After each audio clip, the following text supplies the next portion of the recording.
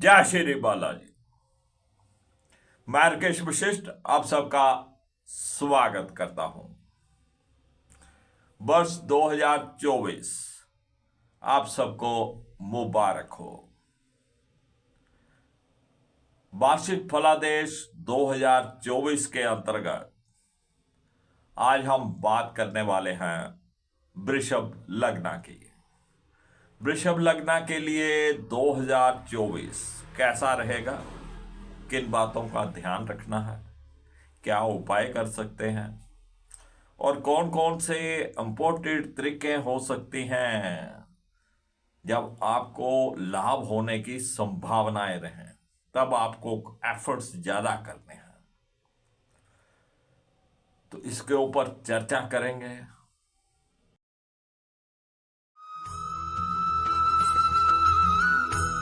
चलिए बात करते हैं वृषभ लग्न की। वर्ष के शुरू से ही शनिदेव वृषभ लग्न के 10वें भाव में गोचर करेंगे। वृषभ लग्न के लिए शनि योग कारका होते हैं और योग कारका एक ऐसा प्लेनेट है, ऐसा ग्रह है जो अकेले ही राजयोग का निर्माण कर देता है। तो शनि पूरा वर्ष 10वें भाव में रहेंगे और राहु की स्थिति मीन राशि में यानी लाभ भाव में रहेगी पूरा वर्ष। और बृहस्पति देव 12वें भाव में मेष राशि में गोचर करेंगे वर्ष के शुरू से लेकर 31 अप्रैल तक। 31 अप्रैल के बाद बृहस्पति देव लगन में गोचर करेंगे वृषभ राशि में। और शनि वृषभ लग्न के लिए बहुत ही शुभ ग्रह माने गए हैं। योग कारका होते हैं, अकेले ही राजयोग का निर्माण करते हैं, भाग्य और कर्म भाव के स्वामी होकर कर्म भाव में बैठे हुए हैं। और वृषभ लग्न के लिए उनकी जॉब में, उनके व्यापार में शनिदेव धीरे धीरे वृद्धि करेंगे। और शनिदेव धीरे धीरे ही चलते हैं और धीरे धीरे ही कार्य करते हैं। आपको अपने कर्मा के ऊपर, अपने एफर्ट्स के ऊपर ध्यान देना है। आपको अपनी ड्यूटी पूरा करना है, अपना कार्य, आज का कार्य आज ही करना है। यही शनिदेव की खासियत है। आलस त्याग देना है। आज का काम आज ही। आप अपनी जॉब में हैं, पंक्चुअल रहिए, समय पे जाइए, अपना कार्य पूर्ण करिए। ये आपकी ड्यूटी है और इसका फल फिर शनिदेव देंगे, बाद में देंगे, धीरे धीरे देंगे। आप अपने व्यापार में हैं, आप अपने व्यापार के ऊपर ड्यूटी पूरा दीजिए, मेहनत करिए, बस कर्मा का फल फिर शनिदेव देंगे। आपके व्यापार में, आपके जॉब में कोई दिक्कत नहीं आने वाली है, बस कर्मा के ऊपर आपको जोर देना है। भाग्य आपका साथ देगा और भाग्य भी उनका साथ देता है जो कर्म करते हैं। तो यहां पे भाग्य भी प्रबल है और आपके कारोबार और जॉब का प्लैनेट भी प्रबल है। राहु की स्थिति एकादश भाव में है। एकादश भाव में राहु देव कुछ ना कुछ आपके आय के साधनों में कुछ रुकावटें दे सकते हैं, लेकिन राहु जैसे ग्रह तृतीय भाव हो, छठा भाव हो, एकादश भाव हो, वहां पर थोड़ा अच्छा फल भी करते हैं। कुछ चुस्ती चालाकी, आप कहना तो नहीं चाहिए, जैसे 2 नंबर के कुकारे हों, कुछ थोड़ी सी कर दीजिए, आटे में नमक मिला लीजिए, तो वहां पे राहुदेव फायदा करते हैं। शेष राहुदेव एकादश भाव में बैठकर थोड़ी बहुत आपके आय के साधनों में रुकावट देंगे, लेकिन कर्मा जरूर करिएगा। अगर शनिदेव अच्छे होते हैं तो राहुदेव अपने आप अच्छे हो जाते हैं। और शनिदेव अच्छे कब होते हैं? जब हम अपने कर्मा के ऊपर ध्यान देते हैं। राहु यहाँ पे बैठकर छोटे भाई बहनों के साथ और बड़े भाई बहनों के साथ संबंध थोड़े मिले जुले से रखेगा। बहुत ज्यादा मधुर संबंध यहाँ पे नहीं रहने वाले, उनका कभी सहयोग मिलेगा कभी नहीं मिलेगा। लेकिन राहु की यहां से सप्तम दृष्टि पंचम भाव के ऊपर रहने वाली है, और पंचम भाव होता है हमारी संतान का, विद्या का, लव अफेयर्स का। तो राहु की ये दृष्टि यहां पे परेशानी करने वाली है। विद्यार्थी वर्ग को वर्ष के शुरू से ही अपनी स्टडीज के लिए अलर्ट हो जाना चाहिए। लापरवाही बिल्कुल नहीं चलेगी। ये राहु की दृष्टि आपके कंसंट्रेशन को तोड़ेगी, आपको पढ़ाई में मन नहीं लगाने देगी, लापरवाही करवाएगी। लेकिन आपको अभी से अलर्ट किया जा रहा है। और ये राहुदेव को सही करने के लिए मां सरस्वती की आराधना फलदायी रहती है। विद्यार्थी वर्ग जब भी पढ़ने के लिए बैठे मां सरस्वती के किसी मंत्र का उच्चारण करे और फिर अपनी पढ़ाई करे। जब भी बीच में से कंसंट्रेशन टूटे फिर 2 मिनट मां सरस्वती के मंत्र का उच्चारण करिए और पढ़ने बैठिए। नेवी ब्लू कलर आपको अपने आसपास तक फटकने नहीं देना है। केसर का तिलक करके रखना है। हल्दी का तिलक करिए, केसर का तिलक करिए।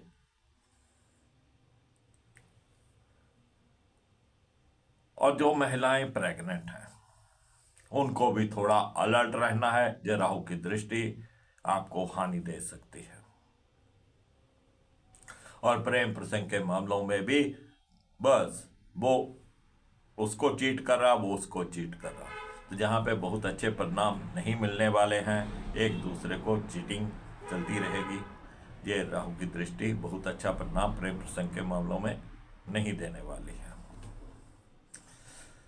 बस अलर्ट रहिएगा। लेकिन राहु की नवम दृष्टि सप्तम भाव के ऊपर रहने वाली है। लाइफ पार्टनर के साथ कुछ मनमुटाव की स्थिति बन सकती है। उनकी सेहत में कुछ उतार चढ़ाव आ सकते हैं। और जो विवाह योग्य हैं, जिनके लिए लड़का या लड़की देखे जा रहे थे, तो ये राहु की दृष्टि उनकी बात ज्यादा आगे नहीं बढ़ने देगी। किसी ना किसी वहम भ्रम के कारण उनकी बात रुक जाएगी। बनी बनाई बात को भी राहु रोक देंगे। तो ये स्थिति सप्तम भाव के ऊपर जो दृष्टि रहेगी उसके कारण रहेगी। और अगर आप किसी बिजनेस में पार्टनरशिप में कार्य कर रहे हैं तो आपके पार्टनर के साथ भी मनमुटाव होने की जहां पे संभावनाएं बनेगी।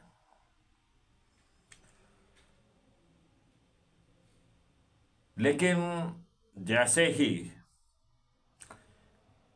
31 अप्रैल के बाद बृहस्पति देव लगन में आएंगे और वो अपनी सप्तम दृष्टि सप्तम भाव के ऊपर रखेंगे, तब कुछ कार्य आपके होने लगेंगे। तब थोड़ा बहुत आपकी लाइफ पार्टनर की सेहत में सुधार आने लगेगा। कुछ ना कुछ उनके साथ तालमेल पहले से बेहतर होने लग जाएगा। पूर्ण बेहतर तो नहीं होगा क्योंकि राहुदेव श्राद्ध करने से हटेंगे नहीं, लेकिन पहले से बेहतर हो जाएगा। और जो अविवाहित हैं, जिनके लिए लड़का लड़की देखे जा रहे थे, उनके रिश्ते रुक रुक कर थोड़ा आगे बढ़ेंगे। वहम भरम बना रहेगा, लेकिन फिर कहीं ना कहीं वो वहम भरम दूर होगा। तो बृहस्पति देव की ये दृष्टि उनका रिश्ता करवाने में मदद कर सकती है। लेकिन ऐसे समय में जब भी आप लड़का या लड़की देखने जाएं, आपके विवाह की बात चल रही हो, तो नीले रंग के कपड़ों का परहेज करिएगा। नीला रंग आपको बिल्कुल भी धारण नहीं करना है। चलिए अब बात करते हैं बृहस्पति देव की। बृहस्पति देव 12वें भाव में गोचर कर रहे हैं और ये एकादश भाव के स्वामी है और अष्टम भाव के स्वामी हैं। अब एकादश भाव का स्वामी 12वें भाव में, आय से पहले ही खर्चे आपके तैयार रहेंगे। और खर्चों में आपके बढ़ोतरी रहेगी और शुभ कार्यों के ऊपर खर्चे होंगे। आप कहीं तीर्थ यात्रा पे जा सकते हैं, कोई अपने घर में कुछ सत्संग कीर्तन करवा सकते हैं, किसी बच्चे की कोई एंगेजमेंट हो जाए, शादी हो जाए, शुभ कार्यों के ऊपर जब बृहस्पति देव खर्च करवाने वाले हैं। आय भाव के स्वामी हैं, 12वें भाव में बैठे हैं और 7वें अष्टम भाव के भी स्वामी हैं। अगर आप किसी मल्टीनेशनल कंपनी में जॉब कर रहे हैं तो आपके लिए अति उत्तम रहेगा। अगर आप इंपोर्ट एक्सपोर्ट का कोई कार्य करते हैं, इंपोर्टेड वस्तुओं को बेचने का कार्य करते हैं, तो आपके लिए बृहस्पति देव बहुत अच्छा फल करने वाले हैं। और बृहस्पति देव क्योंकि अष्टम भाव के स्वामी होकर 12वें गए हैं, तो अष्टम भाव से भी विदेश यात्रा देखी जाती है, 12वें भाव से भी विदेश यात्रा देखी जाती है। कोई आश्चर्य नहीं होगा कि अगर कोई आपकी विदेश यात्रा भी हो जाए। ये 12वें भाव से बृहस्पति की पंचम दृष्टि चतुर्भाव के ऊपर रहेगी। बृहस्पति शुभ स्वभाव के ग्रह हैं। जब चतुर्भाव को देखेंगे तो घर के अंदर जो पारिवारिक सुख है उसमें बढ़ोतरी करेंगे। कोई आपको प्लॉट लेना था, कोई आपको व्हीकल लेना था, कोई आपको फ्लैट लेना था, कोई घर में किसी भी प्रकार के सुख सुविधाओं के कुछ सामान लेना था, बृहस्पति देव उसमें आपकी मदद करेंगे। ये कार्य आपका हो जाएगा। माता श्री की सेहत पहले से बेहतर रहेगी और आप अपने परिवार को समय दे पाएंगे। और ये स्थिति जो है 1 जनवरी से लेकर 31 अप्रैल तक ज्यों की त्यों बनी रहेगी। बृहस्पति देव चतुर्भाव के ऊपर दृष्टि डालने से शुभ फल देंगे। जैसे ही बृहस्पति 1 मई 2024 को लगन में आ जाएंगे तो स्थितियां थोड़ा बदल जाएंगी। फिर जो बच्चों की कंसंट्रेशन पढ़ाई की टूट रही थी अब थोड़ा बढ़ने लग जाएगी। राहु की दृष्टि वहां पे रहनी ही है, साथ में बृहस्पति की दृष्टि आ जाएगी, तो बृहस्पति कहीं ना कहीं उनके ज्ञान में बढ़ोतरी करेंगे, उनकी कंसंट्रेशन को मेंटेन करने में सहायता करेंगे। और जो संतान सुख है जहां पे वो पहले से बेहतर हो जाएगा। आपके बच्चे थोड़ा कहना मानने लग जाएंगे, आपके लिए कुछ ना कुछ वो अच्छा कार्य करके दिखाएंगे। लेकिन मिला जुला प्रभाव जहां पे रहने वाला है। और जो महिलाएं प्रेग्नेंट हैं उनके लिए थोड़ा सुख का या कहते हैं ना राहत यहां पे मिलने वाली है। तो प्रेमी प्रेमिकाओं के साथ भी थोड़ा मिला जुला असर जहां पे शुरू हो जाएगा। बस कभी रूठी रहो, मनाता रहूं, कभी वो अनबन हो गई, कभी फिर सुलह हो गई, इस तरीके से उनका प्रोग्राम चलता रहेगा। तो बृहस्पति की भी बात हमने कर ली। 7वें भाव पे दृष्टि डालेंगे तो विवाह कार्य में सहायता करेंगे। शनिदेव पहले ही अच्छे चल रहे हैं, लेकिन अब जो हम बात करने वाले हैं वो ये है कि शनि के साथ कौन सा ग्रह आकर मिले कि शनि अपने शुभ कार्य में जो भी वो शुभ स्थिति में बैठे हुए उसमें बढ़ोतरी हो जाए। वृषभ लग्न के लिए बुध एक ऐसे प्लैनेट है जो कि धन भाव के स्वामी होने के साथ साथ पंचम भाव के भी स्वामी हैं, त्रिकोण के भी मालिक हैं। जब जब बुध शनि के सामने आ जाए, शनि के साथ आ जाए, तो सोने पे सुहागा होगा। और मैं कुछ तरीक आपको बताने वाला हूं जब ये ग्रह आमने सामने या उसके साथ आने की संभावना है। 1 फरवरी 2024 को बुध मकर राशि में आ जाएंगे, यानी कि भाग्य भाव में आ जाएंगे। अब पंचम भाव का स्वामी होकर भाग्य भाव में, धन भाव का स्वामी होकर भाग्य भाव में, तो धन में भी वृद्धि होगी, भाग्य भी निखर कर सामने आएगा। मित्र राशि में रहेंगे, शनि की राशि में रहेंगे, तो यहां पर बुध बहुत अच्छा फल करने वाले हैं। इसी दौरान फिर बुध राशि बदलेंगे और कुंभ राशि में आ जाएंगे, यानी कि 20 फरवरी को बुध कुंभ राशि में आ जाएंगे और कुंभ राशि में शनिदेव पहले ही चल रहे हैं। बुध और शनि आपस में मिल जाएंगे। धन भाव का स्वामी कर्म भाव में और पंचम भाव का स्वामी भी कर्म भाव में, तो सोने पे सुहागा हो जाएगा। आपके कारोबार में चार चांद लग जाएंगे, धन की सेविंग भी हो जाएगी, रुपए पैसे की कमी नहीं रहेगी, कारोबार भी अच्छा चलेगा।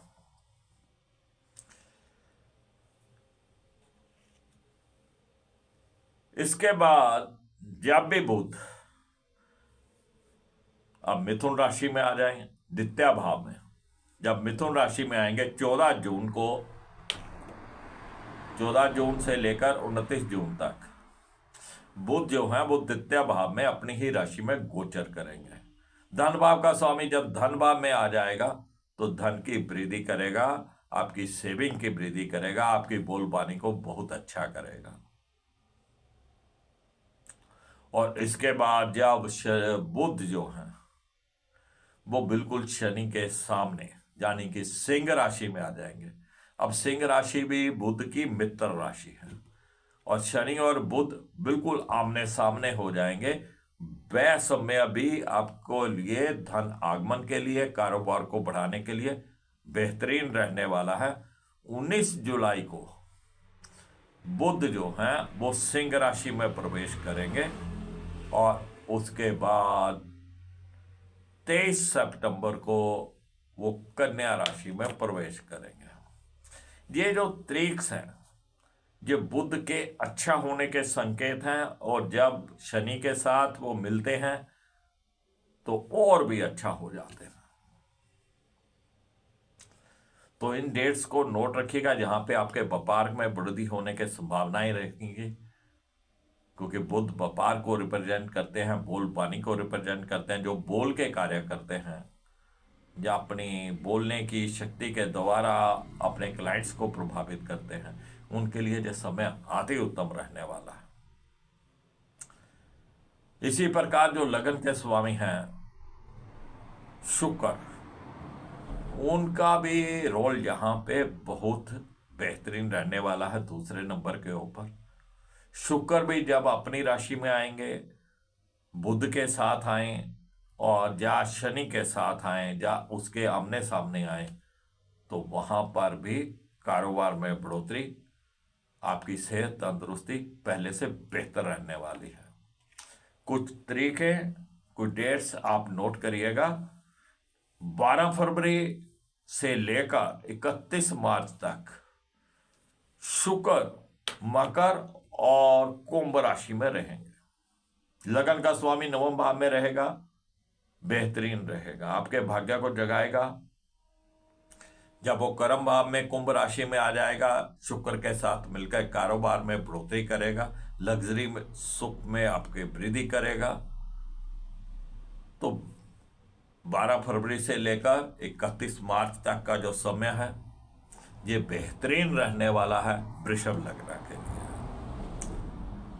और 19 मई से लेकर 12 जून तक शुक्र अब वृषभ राशि में रहेंगे, यानी कि लगन में रहेंगे। तो ऐसी स्थिति में आपकी पर्सनैलिटी निखर कर सामने आएगी, लग्जरी सुख आपको जहां पे मिलने वाला है, सेहत आपकी बेहतरीन रहने वाली है।